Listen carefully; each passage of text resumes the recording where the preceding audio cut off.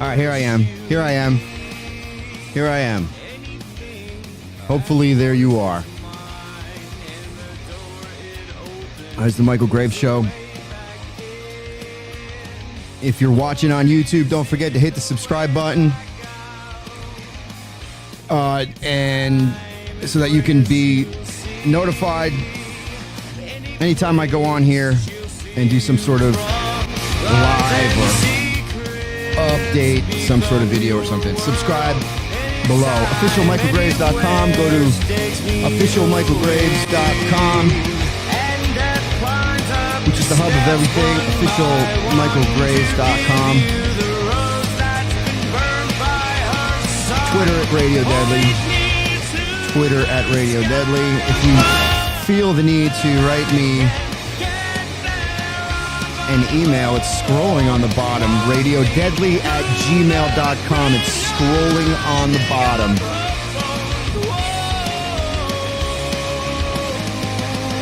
Don't forget to tune in as well tomorrow night. Put it on your calendar that there's a Gravediggers Union meeting tomorrow, Sunday, 8 o'clock, 1 week from the official kickoff of the Majestic Tour.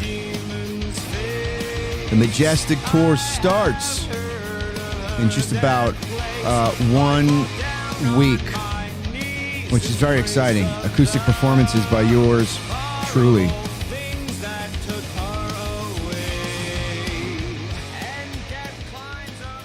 Thanks for coming back, guys. Good to see you, everybody.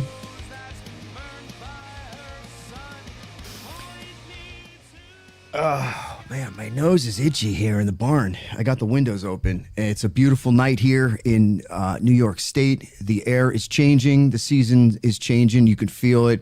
It's an exciting time. It feels like tour time. So I'm really stoked. And I can't wait to get out there and see everybody and play for you and get back into that sort of the swing of thing. Okay. I'm not on here.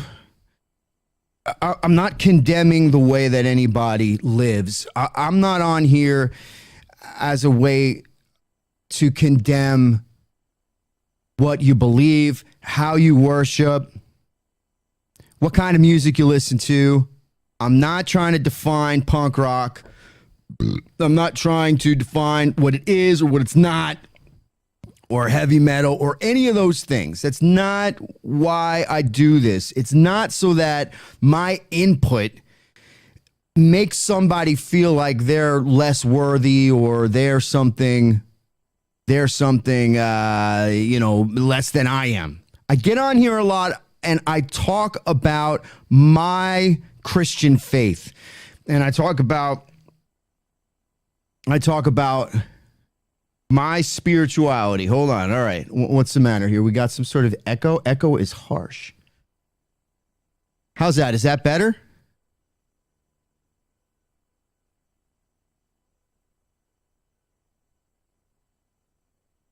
Echo is harsh. Well, we don't want it to be. Oh. How's my echo? No, it's not better? What's happening?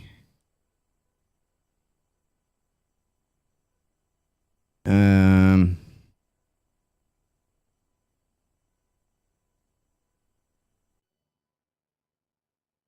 don't know if it's any better now, but Yeah, it sounds good to everybody but one person. I'm doubling up every word. What is happening? Does anybody else hear any sort of echo?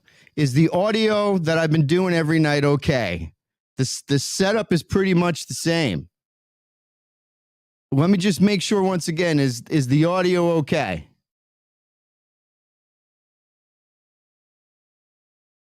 All right. All right. All right. Everybody's saying that it sounds good. All right. So I'm going to continue.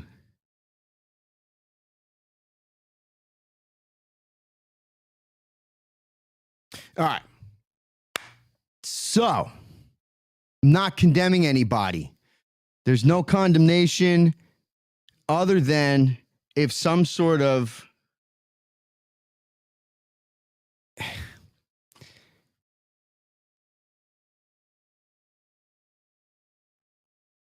okay, we're going to do it like this.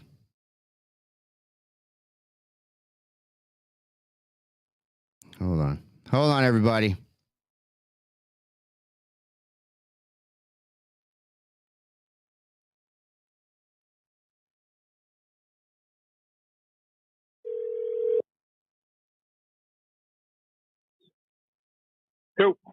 Dude, so we're live. I think that it's doubling up by you. Everybody, Arturo is on the line.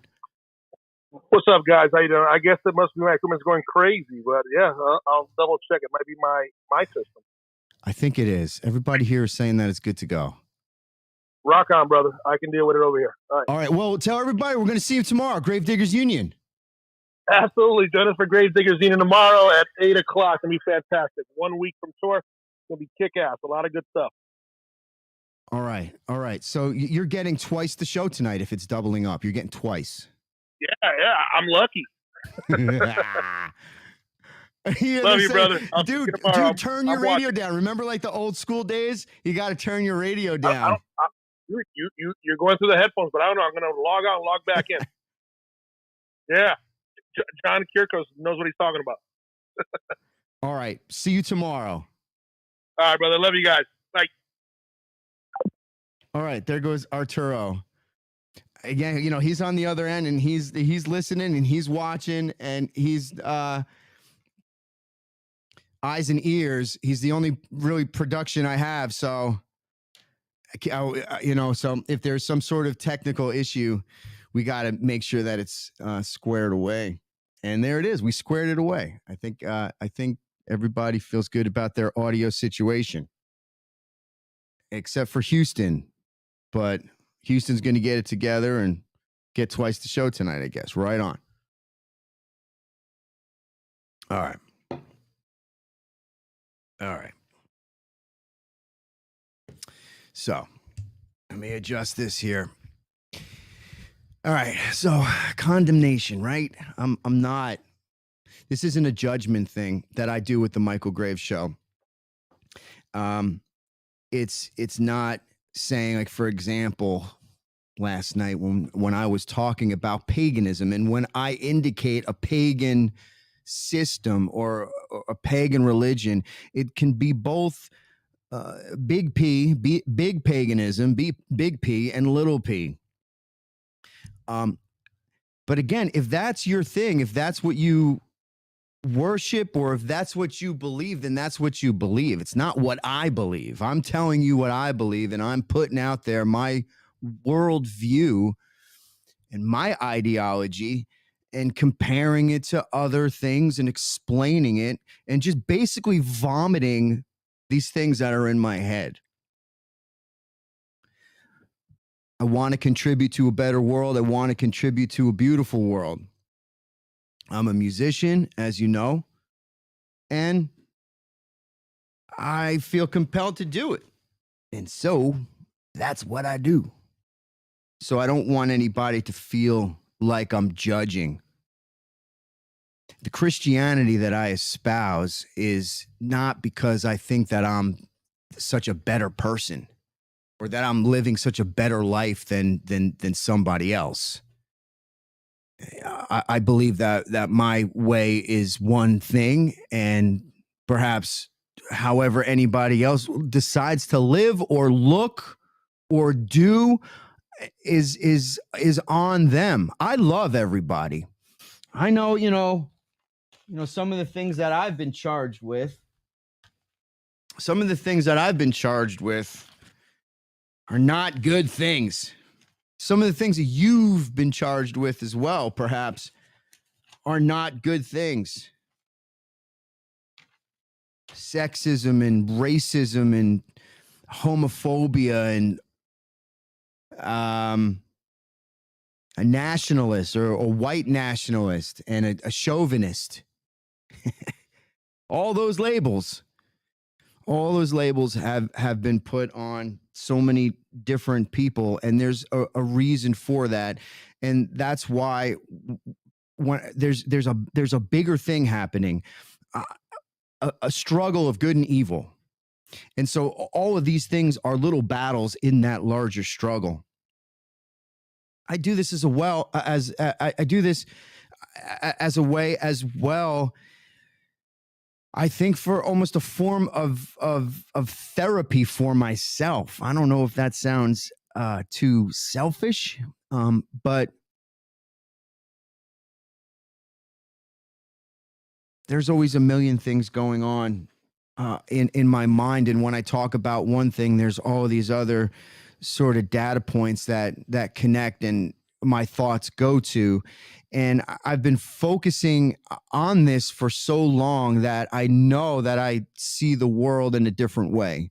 My worldview is very different than a lot of people. Not much different than a lot of people, because certainly there is this mass awakening that's happening. I remember back in the early 2000s when chemtrails were like the big thing, and we were talking about chemtrails and everyone was like, that's cool, and there was the back and forth and the whistleblowers, and just chemtrails would blow my mind. And we're so far from that now that it's incredible. We're so far from all of that. There is this great awakening, but my people perish for lack of knowledge, and it's important to have an understanding of. Like last night, we were talking about epistemology, what you know and how you know it. These things that have to be based on truth, and well, what do you know what truth is? And the relative way of thinking, right, is well, you don't know, and who said that this was truth, and if this wasn't truth, then this was, and there's this constant back engineering. At some point, you have to land on something. There has to be some sort of truth. But wherein lies one of the problems is what is your reality? What do you believe is the truth? There's this plurality that the world is taking on, this system of plurality, where there's this line of thinking where there is no hard truth, there's no eternal truth. And so you fit the world. There's this reality where you can think, the worldview where you can fit the world into your own head and make the world more comfortable for yourself according to just the way that you feel. Last night's broadcast included what I was saying about aesthetics and how the world reflects back its truth, its reality, its information, all these things on the screens, on the television, on our phones, all the screens that we look at. That is where reality is conceived and put out. And that these things that we see affect the way that we feel.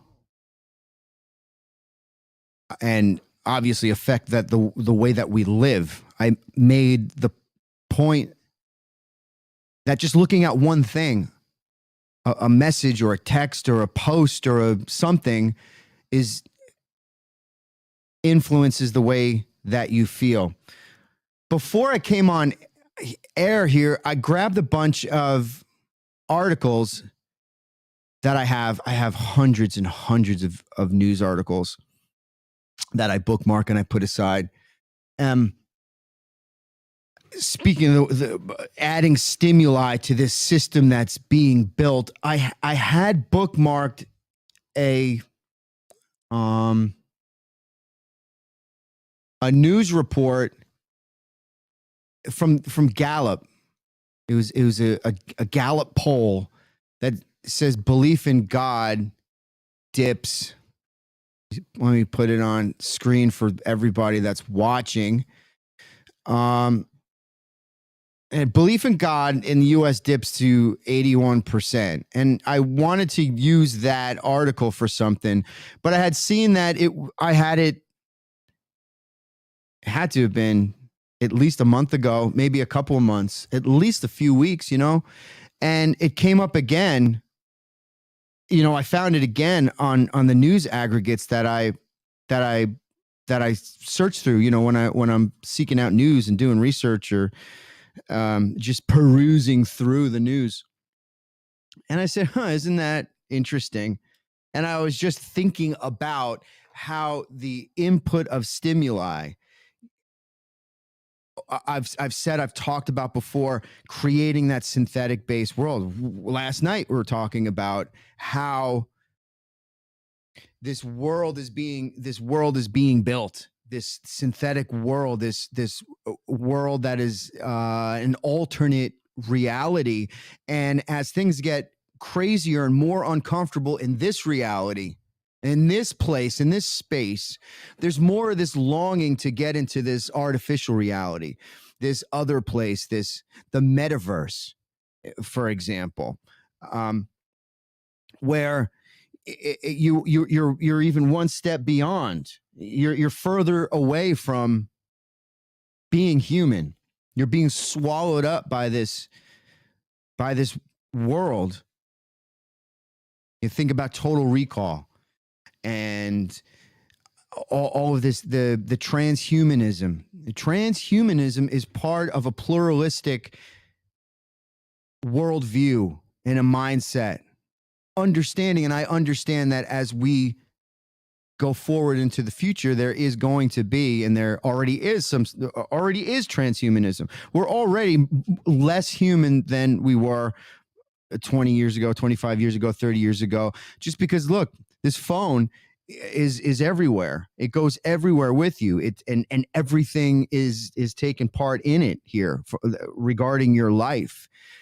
Right? I mean, think about where if you get in your car, you're like, oh shit, where's my phone? Where's my phone at?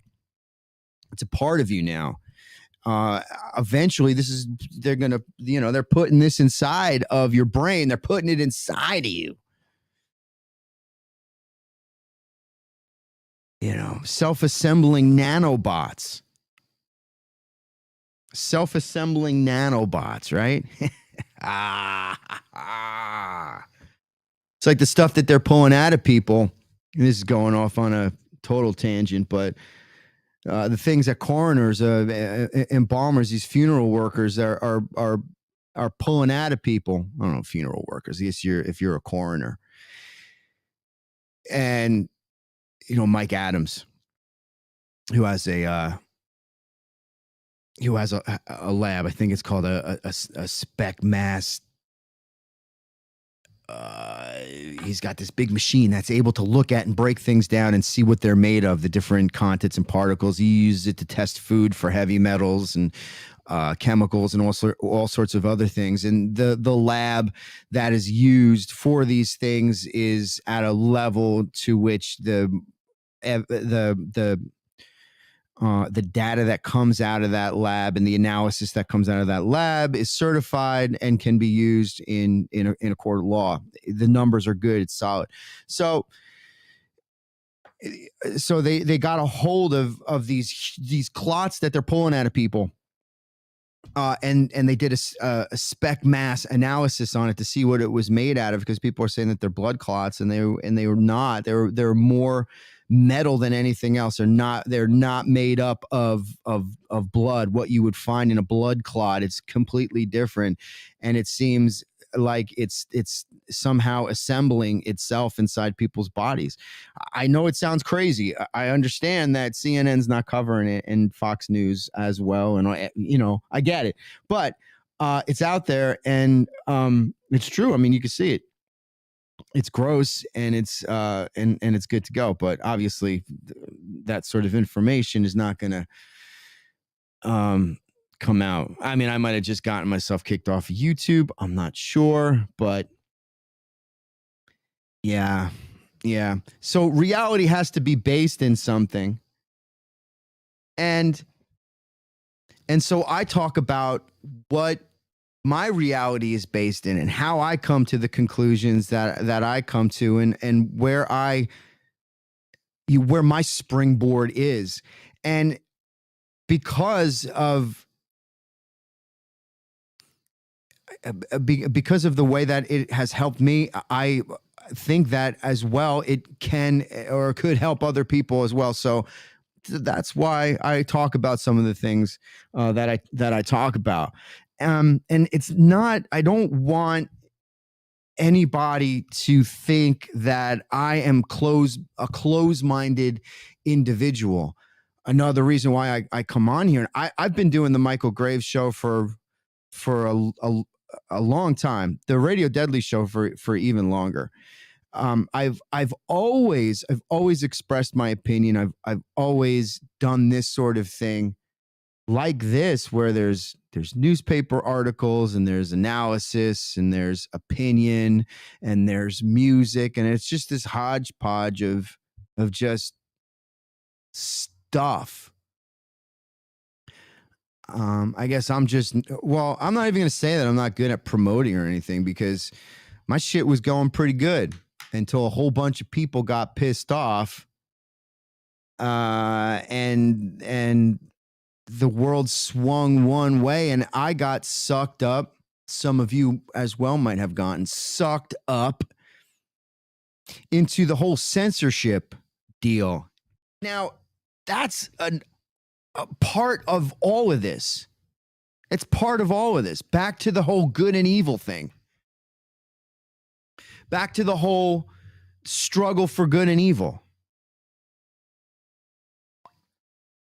I think about it every single day. It's really frustrating sometimes, because it's not. I sound like a kid. I sound like a baby. We go, oh, it's not fair. But it's not. It's not fair. It's not fair. What has happened to me, and what has happened to untold amount of people, both known and unknown, on all sorts of levels. Just ruining people's lives, destroying major parts of people's lives. And I'm talking about my cancellation and my deplatforming off of all the platforms that I was taken off of. For what? For posting the Proud Boy logo? Or because I am a Proud Boy? Because I put a picture up of me doing the OK sign?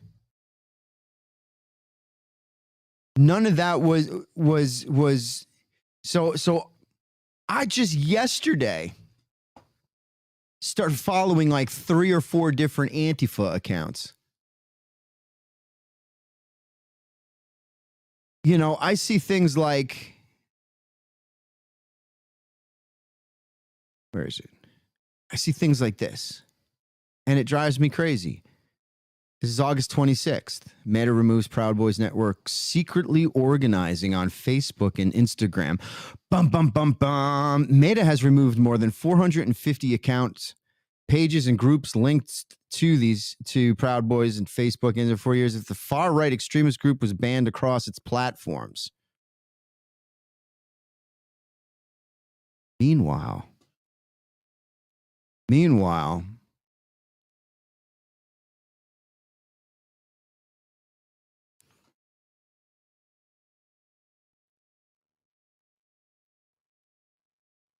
Antifa is marching in the streets of London praising their heroes. Stalin, Che Guevara, Ho Chi Minh. Here they are. They're saying like Ho Chi Minh, Che Guevara, Stalin, and they make a little song out of it.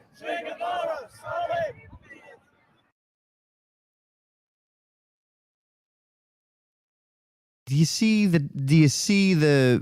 I'm trying to say? Now those people march under the banner, the Antifa people, and that's the same thing here in good old America. Those are what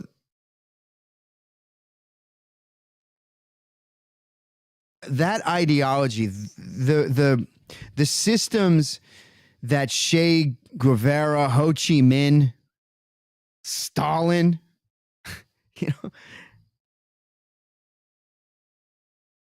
is it any better to march for Stalin than it is to march for Hitler? Like, is it any worse? Is it any better? It's like, well, I marched for Stalin. Wow, that's cool. I mean, as long as it wasn't Hitler, as long as he didn't march for Hitler, that's cool. I just don't know. I know that the whole Proud Boys network is completely different. I don't go to meetings. I say that I'm a Proud Boy because of the way that I came in. I was inducted into the whole thing. It was, with Enrique and Joe Pope and the guys down in Florida, Ethan, Rufio.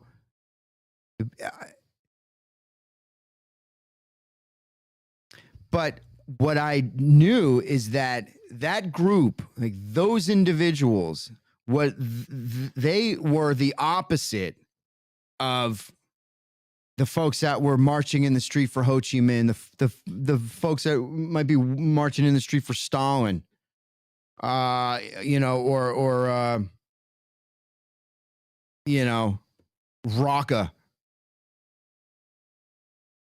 or Roca. What is it, Raqqa? I think it's Raqqa.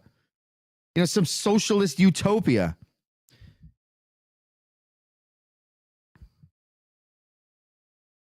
Who have no problems with violence. Remember the article that I showed you from, I forget who wrote it, but the last bit of that article was that preemptive violence on Nazis is what the anti-fascists believe. The Antifa folk, the socialist, the anarchist, the opposite of certainly of Christian, the opposite of civilized, the opposite of people who want to participate in that animating contest of ideas and opinions based on a system that gives the individual freedom and liberty and has a justice system that is doled out in an equal fashion. One of the reasons we're in such dire straits as a society, as a nation, is because everybody knows that the system is rigged. Everybody understands that you're not getting a fair shake. If you come from one side of the tracks, you're a Christian, a white Christian, or somebody, or just anybody that doesn't go along with the mass formation, with the delusion, with the narrative that's put out by the government, by the mainstream media, by all of the people that are above us, the too big to fails, the corporations, the networks, the publications, if you're not in line with that narrative, then all the way into the power of the government, the government armed, militia based levers of power are going to come and you're going to pay one way or another. On some level, you're going to pay. And I would always make a point to say that when I was doing interviews, especially in like 2017, 2018, especially in 2018, when all of a sudden I started getting shadow banned and started getting warnings and started getting taken down for what? For sharing things that were, and people started freaking out. And I remember going on, doing media and saying this kind of, like, I knew that this sort of thing perhaps might start happening. But I was always trying to say that I am the canary in the coal mine. If this is happening to me, I never thought of myself as influential. I'm not trying to be influential. It was never anything like that. It was me just expressing my opinion. Just expressing my opinion and letting people, sharing on these social platforms what anybody else had the opportunity to do. It's not like I was putting up dead babies, or videos of grandma getting beat about by the head and laughing about it or something, or kicking puppies. None of those things. I was not doing any of those things. Nor would I. Makes no sense to do that. So there is no condemnation. I do want to hear, and I do enjoy hearing other sides, other opinions. I know that whoever watches me or listens to my music or whatever the case, I don't expect, or people in my band, I don't expect everybody to fall in line and believe the exact same things that I do. That's fine. When Loki left the band, and when Howie left the band, and when Adam left the band, one of the reasons that Loki, the guitarist who I used to work with, is my friend for decades. One of the things he said is that he indicated that I was just closed-minded and I didn't want to hear anybody else's point of view, which is just not the case. I mean, it never was. I'm rummaging through my notes. I have tons and tons of notes. It's crazy. Because I have the transcript of what was being said. But it's not like that. It's not like if I find out that if I'm learning about somebody new and they, I don't know, they love something or they're into something that I'm not, I don't care. I don't care what you think. I don't care if you're gay, if you're straight, if you're both, if you have green hair, red hair, if you're blue, white, pink, black, yellow, red. I don't care. I don't care. My eyes don't see that. I judge the way that any other human judges. Sometimes I'll just look at someone and be like, he's an asshole. And that's not good, but everybody kind of does that every now and again. You know what I mean? But I'm not judging. It's not like that. I'm not that person at all, actually, at all. And especially I find myself when I do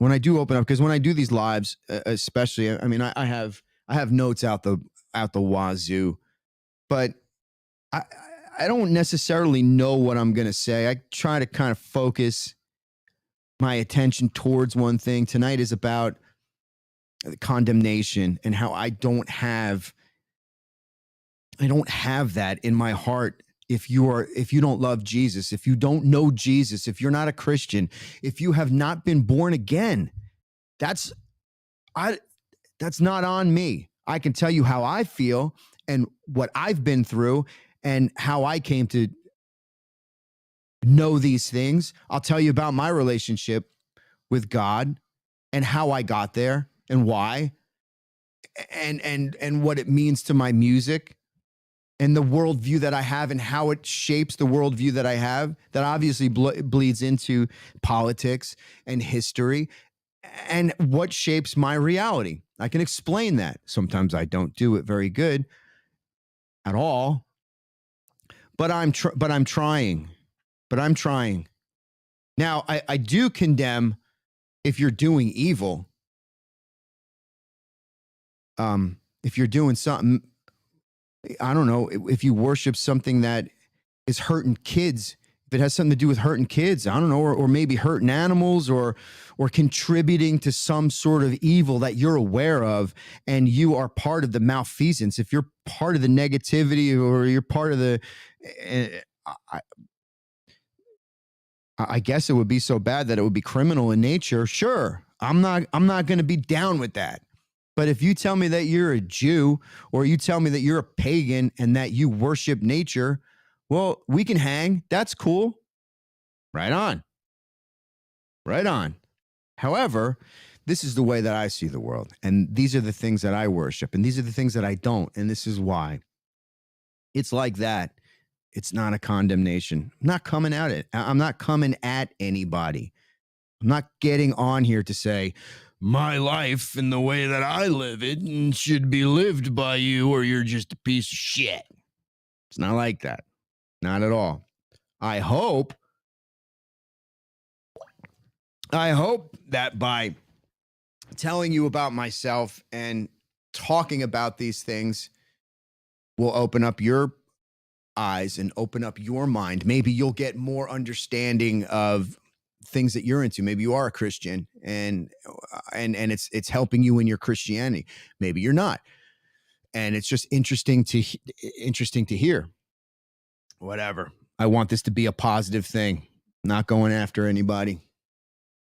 All right. I got about 20 minutes on the clock here. 20 minutes on the clock.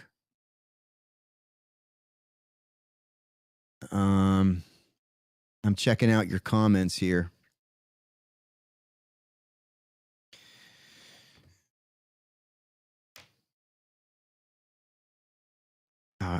Don't forget as well, I want you to hit that subscribe button if you haven't on the YouTube, but also go to officialmichaelgraves.com and sign up for the newsletter. If in the event that one of these things gets taken down, the YouTube gets taken down or the Instagram, I don't know how many of you are on the Instagram that I've started recently. But if that gets taken down, if you're on that, if you're not signed up for the newsletter, I encourage you to do so because things are crazy. So I don't know. I don't ever know when. I don't ever know when I might lose any of these sites. But I know that there's a good chance that I'm not going to lose the newsletter. So if you can go sign up for the newsletter, that would be awesome. All right, I'm going to check out some of your comments here, and then we'll close it out. We'll close out the evening. Don't forget to tune in tomorrow, Gravediggers Union. Okay.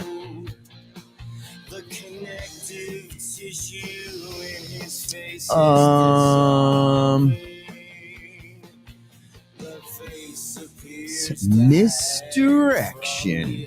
It's all separation and misdirection so the elite and the politicians can get away with, well, everything they've been getting away with.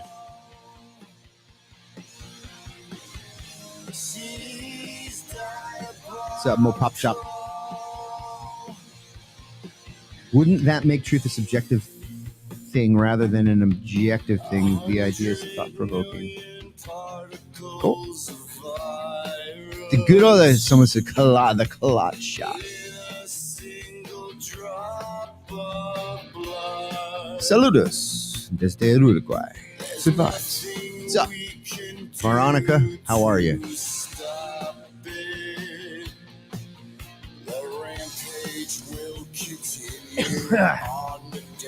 All right, well, there you go.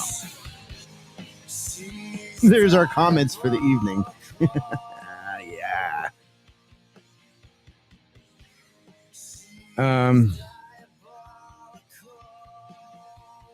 All right. All you Christians, put on your seatbelt. Let's get into it. All the non-believers, that's fine. It's like we're in boot camp. All right. All the believers, why don't you come on over here? If you don't believe, you come over here. You can still participate, but you go over there. That's fine. Now I'm not separating people. Come on, all right, everybody, come together. Come on. Oh, look at this. I don't know what that is.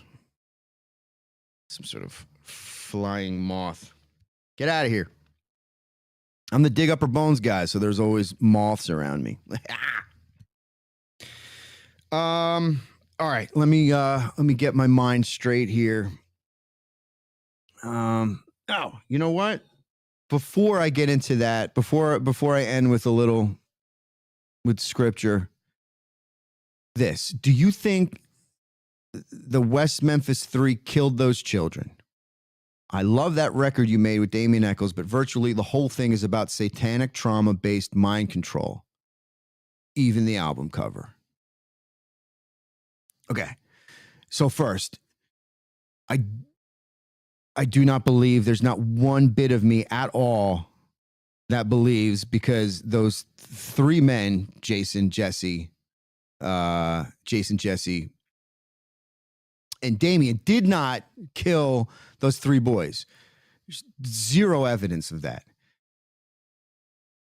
Zero evidence of that. There's actually more evidence that shows that they couldn't have killed, or that they didn't kill those boys, than there actually is. For many years before John Mark Byers, who's the father of one of the little boys, died, even John Mark Byers and I forget the other. There were parents that certainly knew that Damien and Jason and Jesse couldn't have killed those children, and didn't. The first thing that was entered into evidence in the trial of Damien and Jason was that there was a full moon that night. That's just crazy. Remember, that was the evidence that's why they were convicted, because the jury believed that Damien and Jason and Jesse, who went along with them, killed those 3 boys for the devil. And they just didn't kill those boys at all. It just didn't happen. I love that record you made with Damien Echols, but virtually the whole thing is about satanic trauma-based mind control, even the album cover. Yes, I think I know what you're saying, that yes, the whole thing was about satanic trauma, a trauma that was put on this town and the people of it because they were scared. There was fear. And when we as humans have fear, and there's that stress that's put on there, that stress is put on us, it gets to a point, if that stress is not taken off and there's no rectification, There's no conclusion to it that makes that stress go away. We as human beings, we're going to cleave to, we're going to look to some sort of something that alleviates that makes us feel safe again. The whole fight or flight feeling. And so we're going to cleave to something that makes us feel better, that relieves that trauma that we're feeling. And in this case, they had everybody whipped up so bad, even beforehand, that there was this satanic energy that was in the town, and there were these satanic cults and worship that was happening in the town. Especially there was these kids, they were wearing all black, and listening to this heavy metal music, and they looked different and they were weird, and they were saying they would say crazy things, or they would misbehave, or they wouldn't come to church, whatever the case. It was satanic trauma-based mind control. Absolutely 100%. And if the album cover reflects that, then that's a good thing. Satanic-based mind control is a bad thing, but it should be right behind me. There it is. You can kind of see see that right there by my thumb? That's one of the butterflies on the vinyl pressing that we did. Arturo was very passionate about and got it together with this incredible story about the printing of those records that I won't go into, but it's really awesome. So all the focus was on that, and people believed it because they had no other information to go on. The people that were withholding the information, that if they did release it, would have made them look bad and make the cops look bad because they did such a terrible job on the investigation. And he immediately started to focus on Damien, Jason, and Jesse, even though that they did not commit the murder. And that's why they were let go. The state of Arkansas knew that if they put these guys back up on trial, if they tried this case, there was a really, really good shot that the state of Arkansas was absolutely going to lose. And that would have put so many different agencies, even within the state of Arkansas, all the way down to the local police department in West Memphis 3, in a really, really bad light, all the way up through this, to the state troopers and the state level. Just bad news. And so they knew that if they tried the case again, and they put all of the evidence that they had with these lawyers, all the DNA evidence, all of these things, if they were able to try that based upon the state's evidence, it would have been hands down. Very, very clear, very cut and dry, that there's no way that these three individuals, Damien, who was on death row for how many years, didn't commit those murders. And that's why they let them go on the old Alford plea, which, the Alford plea is kind of messed up, but all right. All right. So let's end on this. I got about 10 minutes. I don't want to go too long.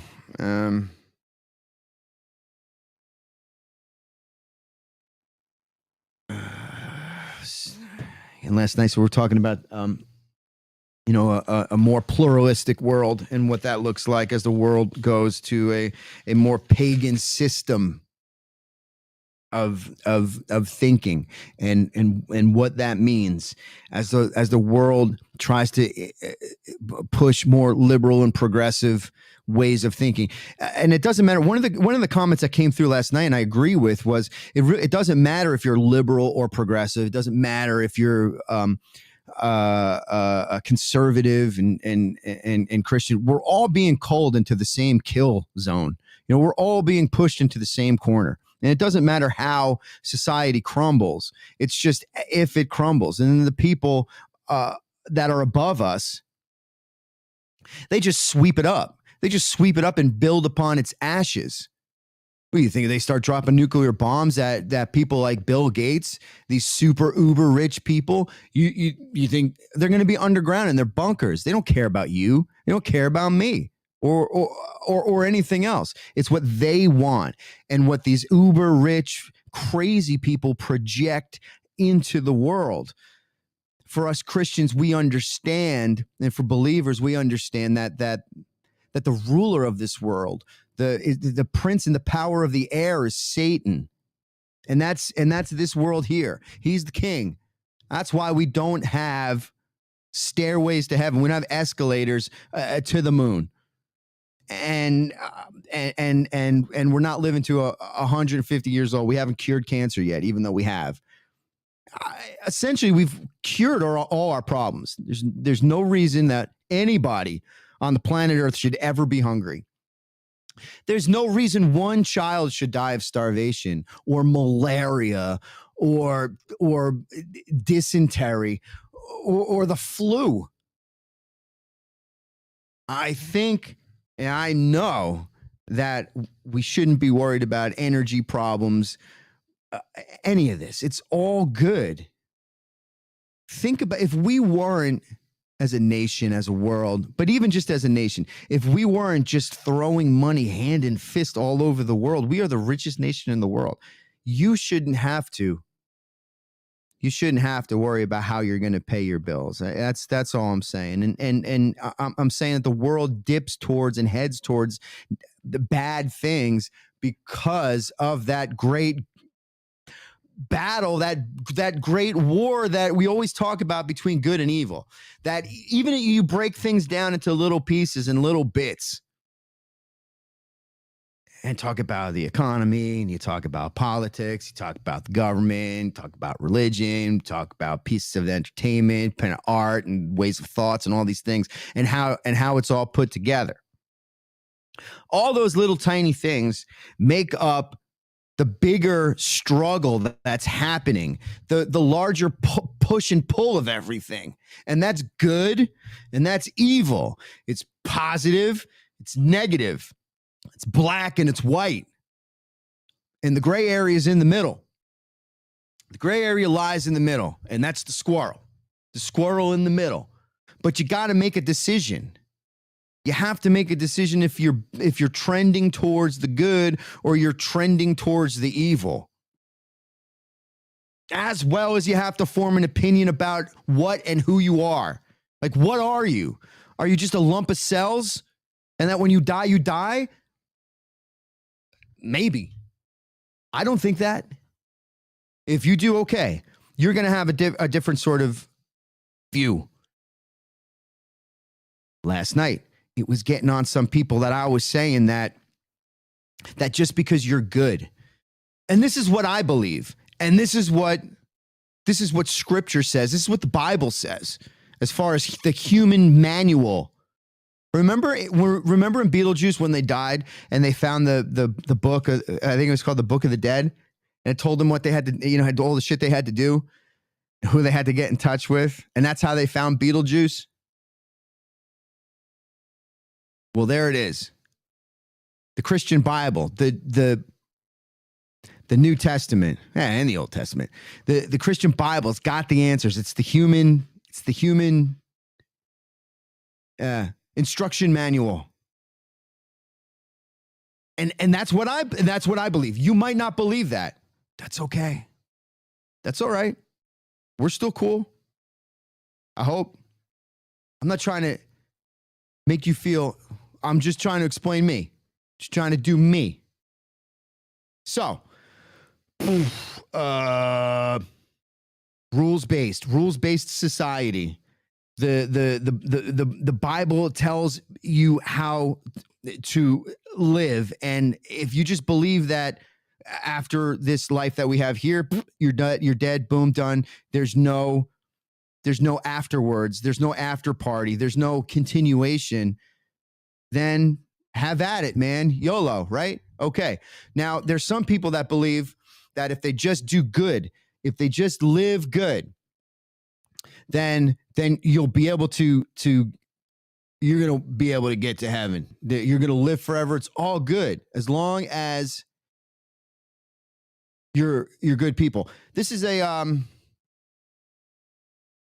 here we go. Okay. Over a third of senior pastors believe good people can earn their way to heaven. At least a third of senior pastors in the United States believe that one can earn a place in heaven by simply being a good person, according to a nationwide study. Now, what is, what's heaven? Well, heaven is eternal life, where we get to see all our friends and our family, and everything is good, and things are happy, and there's no pain. It's all good. It's all goodness. Heaven, eternal life. But Scripture says that we don't deserve that. We don't deserve that. So before I get to that, this argues one of the problems in with Christianity and with preachers and what they preach and how they preach and what they're doing to the flocks, leading them astray. So a third of the senior pastors believe one can earn a place in heaven simply by being a good person, according to this nationwide study.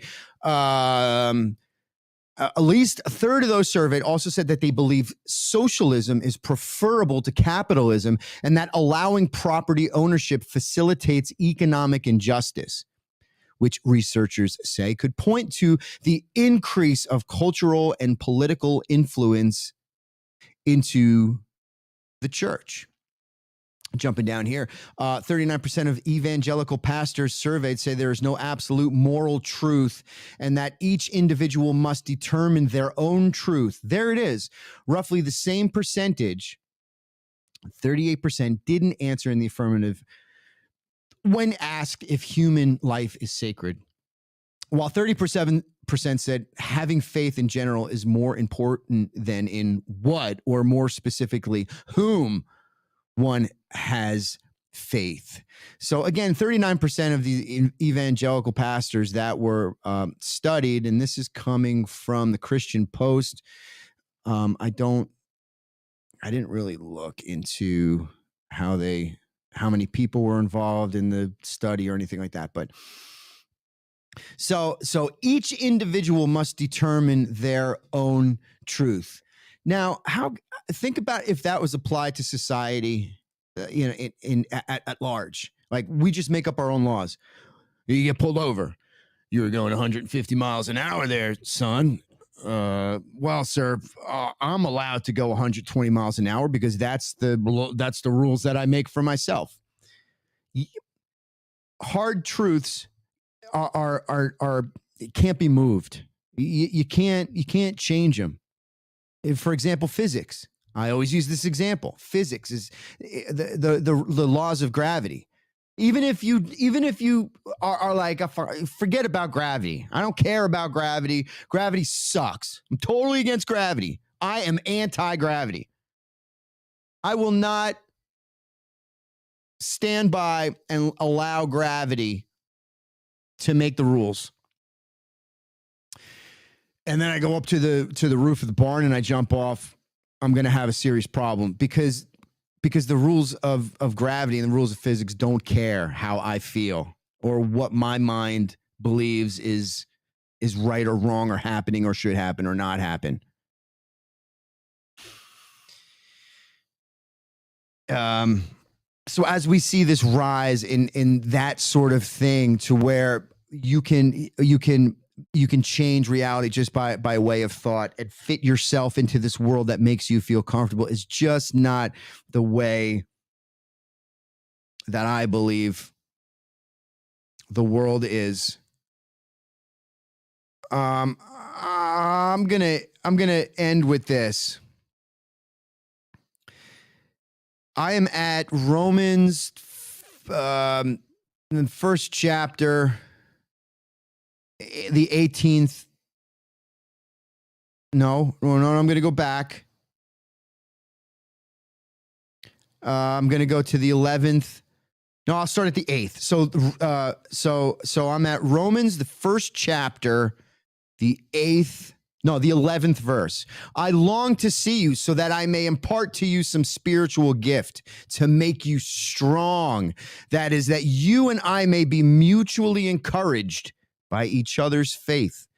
I do not want you to be unaware, brothers and sisters, that I planned many times to come to you, but have been prevented from doing so until now, in order that I might have a harvest among you, just as I've had among the other Gentiles. I'm obligated both to Greeks and non-Greeks, both to wise and the foolish. That is why I am so eager to preach the gospel also for you who are in room. I am not ashamed of the gospel, because it is the power of God that brings salvation to everyone who believes, first to the Jew, then to the Gentile.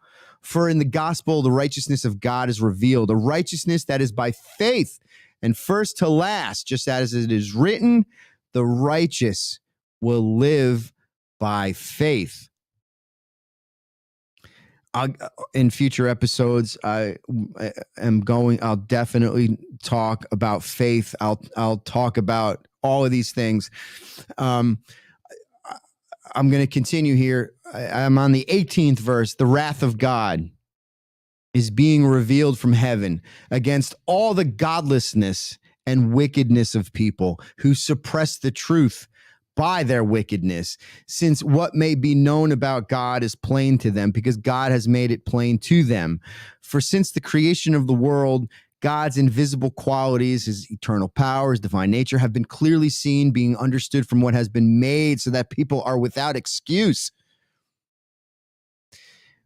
I'm going to jump off here just for 1 second, because for one of the things I want to get off my chest before, I mean, I kind of already ran out of time, but one of the things I wanted to get off my chest, I jumped on here about a week ago, and I was talking about a certain group of individuals as I was putting together a band that I wanted to work with. I was very excited about working with them. I met this group of individuals through The Objective, and The Objective was part of a Christian-based, faith-based organization that empowers artists and musicians to use their gifts, their talents to serve God and to go out into communities and serve people in ways that help, and especially underserved people, people who are in need, for the glory of God, faith-based. But what this organization does and what they were trying to muster as an organization doesn't necessarily just apply to believers. It was for anybody, whatever you believed or whatever you didn't believe. So I met a group of people, and I really, I don't know why you would be at that thing if you were an atheist. Maybe maybe. But I think that at some point you would, with all of the speakers and all of the things that were involved, at some point, somebody who's truly atheist, I think might have started to feel perhaps uncomfortable. I don't know. I've never met. I don't know. So my point being is that I am really going with the notion that this group of individuals were of faith. They were believers, where if you ask them, they would say, yeah, we're Christians and we're God. And we believe in God and we believe in Christ crucified and resurrected, that whole thing. And I believe that. I'm one of those people. I'm one of those people. So when it got to the point where all was good and it was exciting, and then I got a message that this group of individuals wouldn't or couldn't work with me because my situation was too political. I was too political of a person after they did some sort of internet search. And again, I met them at The Objective,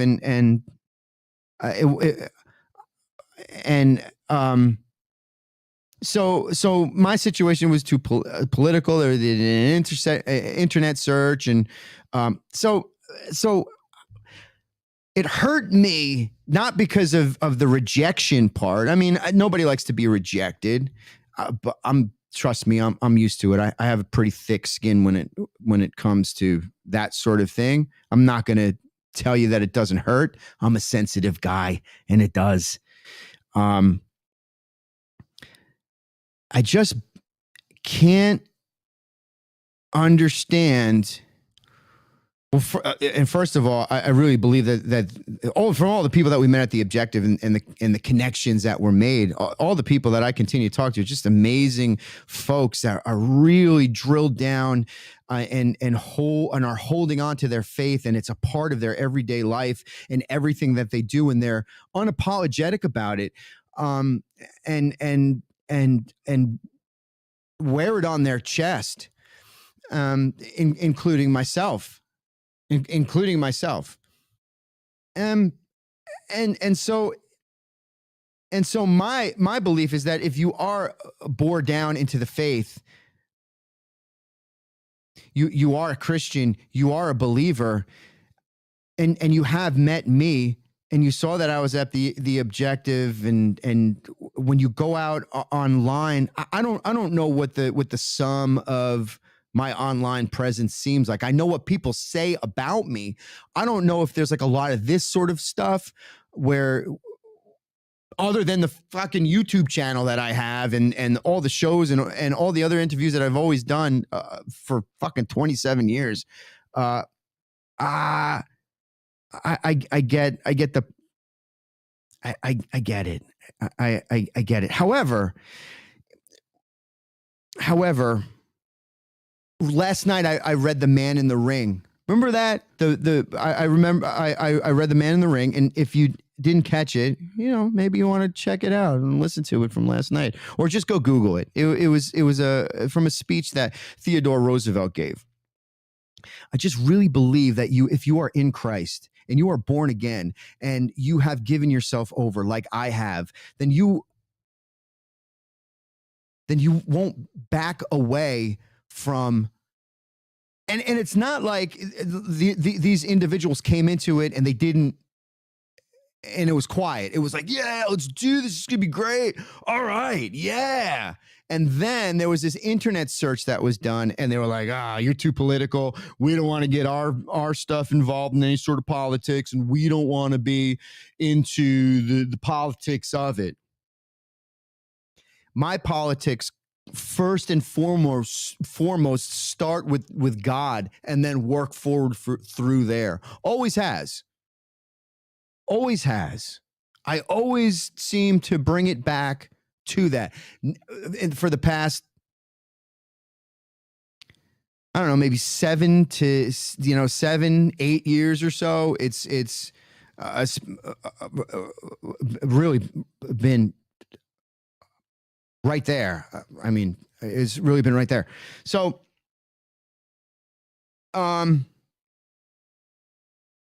so it smacked me in a way, because I don't know if I'm that probably just sounds stupid right now with all of the, I don't know exactly what I'm saying, other than I found it distasteful, uncomfortable, that, and you see it all over the place. I guess that certain individuals and people, whether they're preachers or young people, old people, that they say that they're one thing or they're for one thing, but then when it comes down to it, they're afraid to get involved with anything that might cause them some sort of uncomfortability or make themselves or what they're doing unappealing to a certain group of people, because you're telling people what you're made out of and what you stand for and who you are and why you're doing such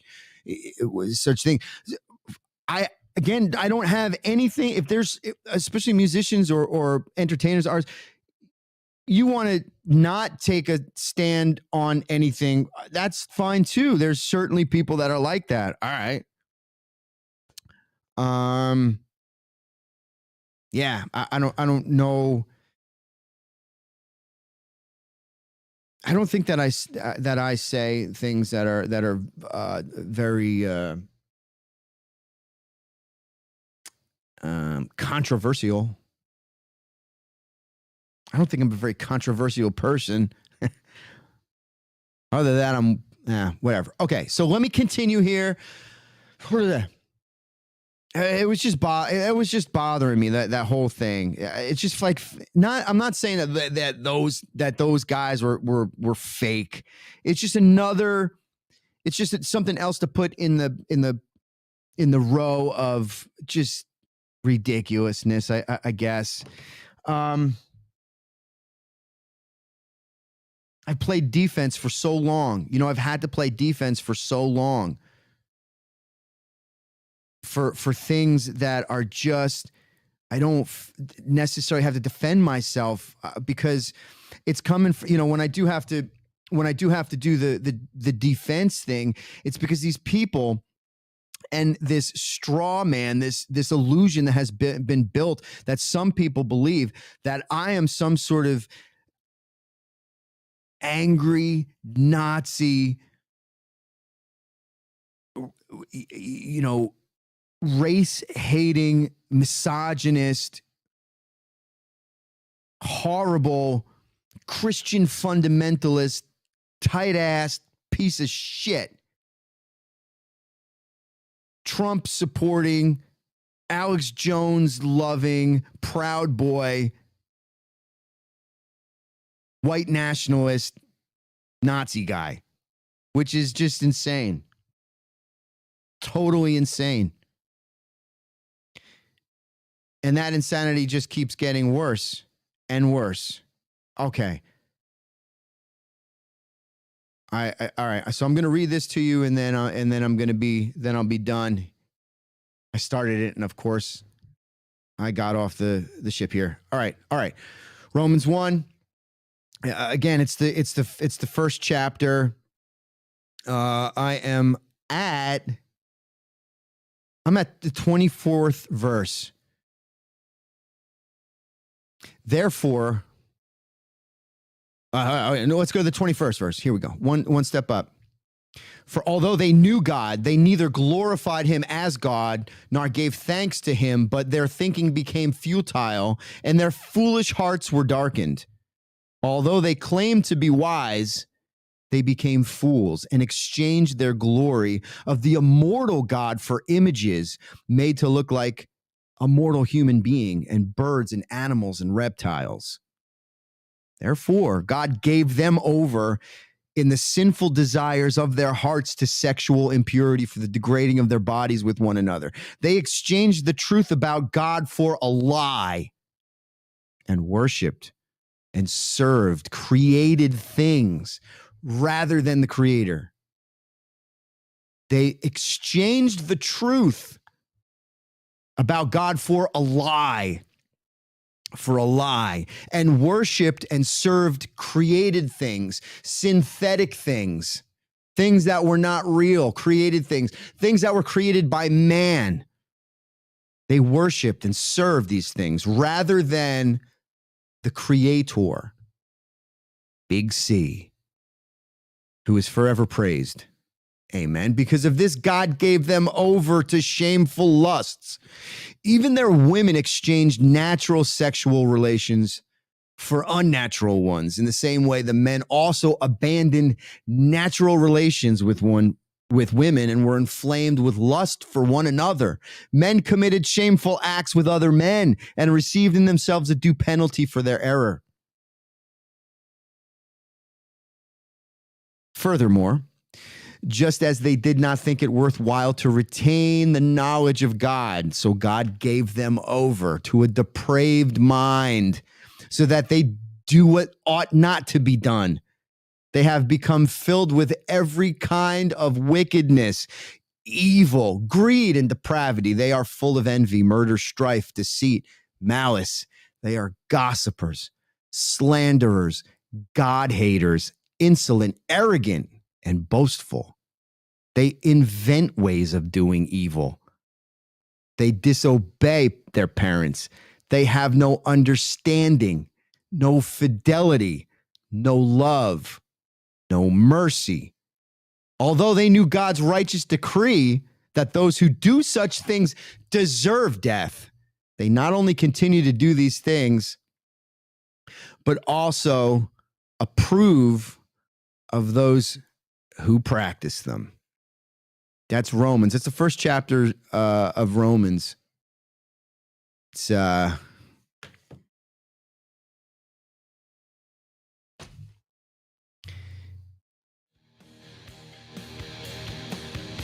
all I got for tonight. Everybody take care. I love you all. Take care of yourselves. Hopefully, God willing. God willing, I'll see you tomorrow on the Great Biggest Minion Show.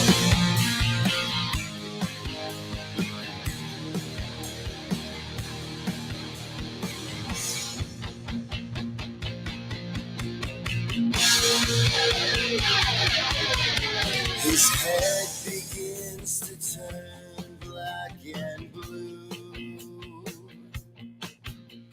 What comes next? The muscles in his face droop.